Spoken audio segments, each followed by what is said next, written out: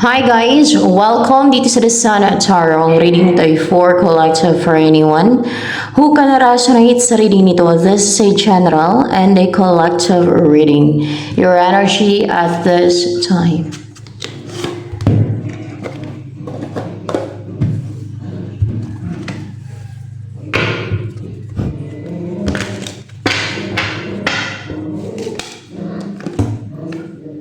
Three of Wheels in reverse.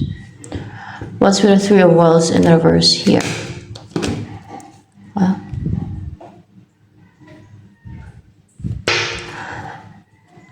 wala pang nakaka-recognize sa'yo or hindi ka pa na-recognize. Maybe wala pang pagtutulungan sa inyo ng person mo. You're still waiting na may dumating sa'yo na magkaroon ng teamwork or collaboration or kung sa inyo person mo pagtutulungan or yung makapag-usap siya sa'yo, yung ganon. So ano pa ang about sa'yo ngayon?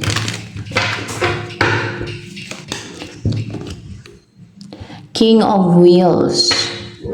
You're reliable, hardworking, and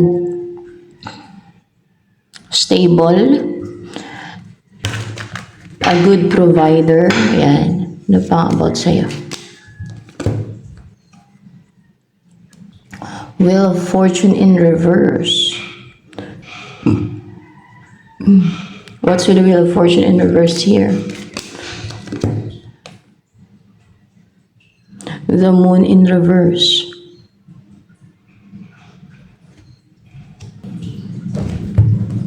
Wheel of Fortune in reverse. And the Moon.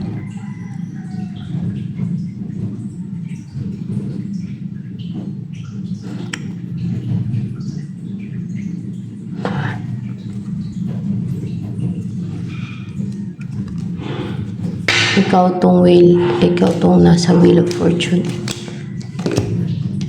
See, hindi ka sinuwerte na ipaglaban. Oh. Sa pinaglalaban mo. Hindi ka sinuwerte sa pinaglalaban mo.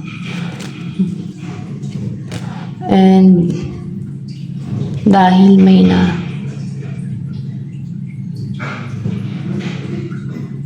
nalaman na ang person mo. Hindi, may nalaman ang enemy mo. No. May na-discover, may nalaman. May na-uncover, may na-discovering sikreto. Yun na nga eh. Matagal lang sikreto yan. Kaya hindi sinuwerte yung pinaglalaban mo. Hindi pumanig sa yung luck sa pinaglalaban mo. Ano ba yan? Meron talagang labanan, pwedeng labanan spiritual o competition sa person or kung ano man yan, there's competition or may nag-challenge, may humaharang. Ikaw yung hindi sinuwerte. Ikaw. Bakit nag-give up ka? Hindi dahil sa nag-give up ka. Maaring malakas yung kalaban mo. Or hindi mo kaya. Competition man yan o ano man yan. Ano pa nga about sa'yo?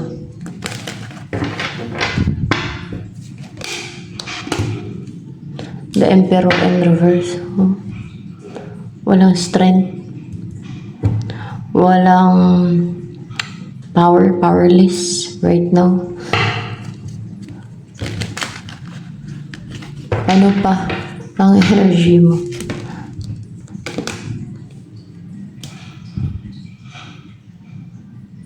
Gusto mo ng reunion. You want a reunion, yes. Klaro-klaro sa isip mo na gusto mo ng reunion. Gusto mo makipag-reunite. Kanino? Kay Queen of Swords. Gusto mo makipag-reunite kay Queen of Swords. This is someone na cold, unemotional. Naglalagay ng healthy boundary, may self-love, may self-worth, intellectual, logical na person. Ano ang tungkol kay Queen of Swords na yan?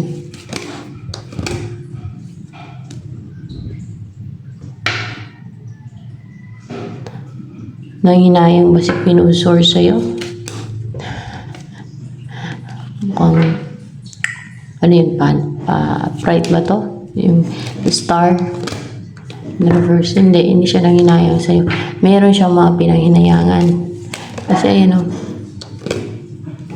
Walang pinanghinayangan. May mga taong nanghinayang dyan kay Queen of Swords. Kasi mga ex niya, ganun, meron. Na still possessive. Isa ka na dun, malamang. Basta may mga tao nang hinayang dyan. Na na-miss na yung opportunity to be with this person na si Queen of Swords. May mga tao, hindi lang ikaw, hindi ikaw, o hindi man ikaw, may mga tao na nang hinayang dyan kay Queen of Swords. Siguro nakarelasyon niya. Ayan, kinikip nila, nakahold on pa rin sila. Ayaw lang bitawan. Ayaw na lang bumitaw, ayaw na lang mag-let go. Ibig sabihin, umasa pa rin yan na magkaroon pa ng chance na makatuluyan nila si Queen of Swords na yan. Anong feeling si Queen of Swords sa'yo ngayon? Ay.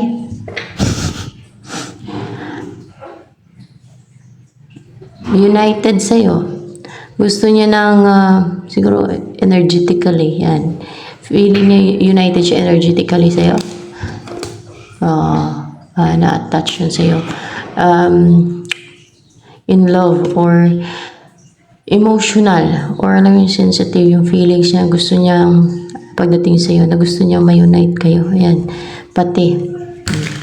Gusto niya maging partner ka. Yung magkaroon ng reconciliation sa inyong dalawa. Ano yung iniisip mo ni Queen of Swords na yan? The Hangman. Natenga yung connection nyo. Yeah, stuck. Tenga ang inyong connection. Oh? Walang kumikilos. Walang natitake na action. Ano kaya ang next move ni Queen of Swords towards you? Wala. Hindi siya maging courageous or yung buo yung loob niya, pati ba? Na mag-take na action. Hindi. Ano naman ang next kaya na mangyayari sa inyo ni Queen of Swords? Seven of Swords.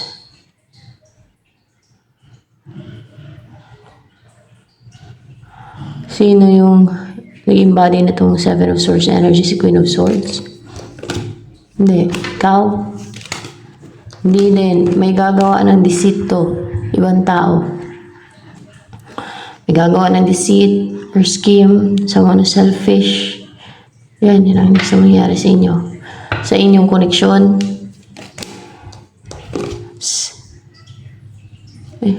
Parang pala pa-upright ba yan? Sa inyong koneksyon. Tama. May gagawa ng deceit scheme sa inyong koneksyon. Ano yung next na mangyari pa sa inyo ni Queen of Swords? Ito kung ano lang totoo ha. At ito ay collective reading guys. Good or bad, basta yun, totoo lang. Hindi natin pwedeng puro maganda kung di naman totoo, di ba? Eight of Swords in reverse. Magkakaroon ng freedom, no? Kalayaan, freedom, na hindi na restricted, hindi na nakukontrol, wala nang makapigil, wala nang makagawa ng scheme. Pwede pa ito, upright pa itong Knight of Swords. Hindi wala nang makagawa ng scheme, kundi hindi na ma-restrict, hindi, baka magkaroon na ng kalayaan, freedom na, o kung may pumipigil sa sarili niya, itong si Queen of Swords, o kung pinipigilan yung sarili niya, at nire-restrict yung sarili niya, ay hindi na niya pipigilan yung sarili niya, hindi niya nakokontrol yung sarili niya, hindi niya na-restrict yung sarili niya. Na take na action sa'yo kung sa energy man niya yan. Or kung may naglilimit, may nagre-restrict sa inyo to be together, magkakaroon na ng freedom. Kayong dalawa. Hindi. Sino tong Eight of Swords na to? Si Queen of Swords? Si Queen of Swords, hindi na siya maging restricted pa. Hindi na siya makokontrol pa. Hindi na siya mapipigilan. Si Queen of Swords. Yan. O maybe, hindi na siya magpipigil pa sa sarili niya, gano'n. Hindi na niya i-restrict yung sarili niya na mag-take na action sa'yo. Ayan. Maging courageous na yan siya. Ano pa ang next na mangyari sa inyo ni Queen of Swords na yan?